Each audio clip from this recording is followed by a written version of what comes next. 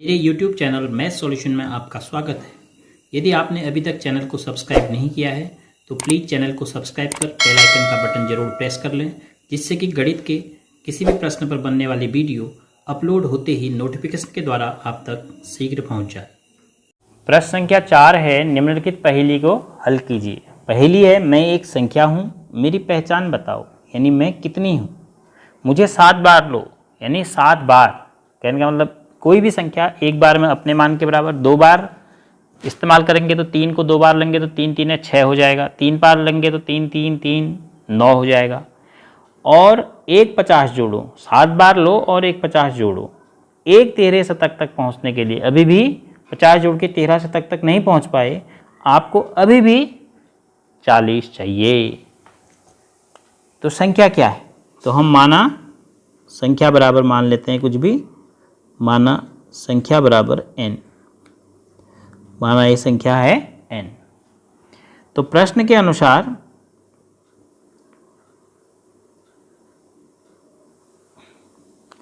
संख्या को 7 बार, अब देखो अगर आप n धन n धन n धन n धन n धन n और धन n 1 2 3 4 5 6 7 बार लेंगे तो 1 2 3 4 5 6 7 n लिखेंगे। इसको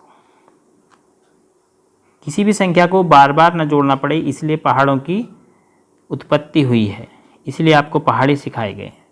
तो एक संख्या n को हमने 7 बार इस्तेमाल करना है तो 7 गुणा n हो गया, 7 गुणा n। धन 50 जोड़ने पर बराबर 13 शतक यानी 300 तक पहुंचने में अभी भी 40 चाहिए, यानी और 40 जोड़ना है। तो एक संख्या को 7 बार लिया, उसमें 50 जोड़ा, फिर 40 जोड़ा, तब जाके 13 शतक पर पहुंचे। तो अब इस संख्या को हमने 7n धन 50 और 40 जुड़ सकते हैं, 50 और 40 जोड़ के 90 हो गया बराबर 300।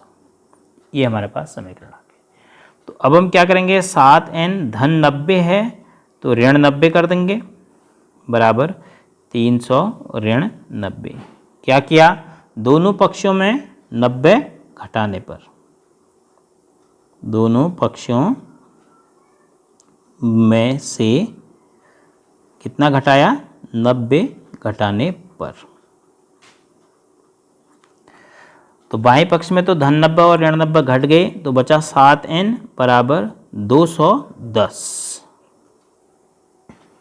अभी भी 7 है n के साथ गुणा में, तो हम भाग दे देंगे 7 का बराबर 210, दाएं पक्ष में भी भाग देंगे 7 का। तो क्या किया, दोनों पक्षों में 7 का भाग देने पर,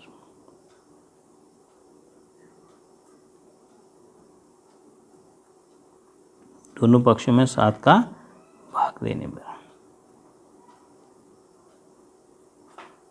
7 से 7 कैंसिल, तो n बराबर 7 तियां 21, शून्य का शून्य, तो n बराबर आ गया 30। तो पहचान, तो संख्या की पहचान, तो संख्या क्या थी, संख्या को हमने पहचान लिया, उस संख्या बराबर थी 30। ये आपके प्रश्न का उत्तर हो गया। तो किसी भी व्यवहारिक प्रश्न को समीकरणों के माध्यम से हल करने के लिए आवश्यक है कि उस व्यवहारिक प्रश्न को आप गणित की भाषा के आधार पर लिखेंगे तो आपको एक समीकरण मिलेगी। फिर उस समीकरण का आप हल करेंगे तो उस समीकरण में अज्ञात राशि जो उस प्रश्न से संबंधित है आपको प्राप्त हो जाएगी।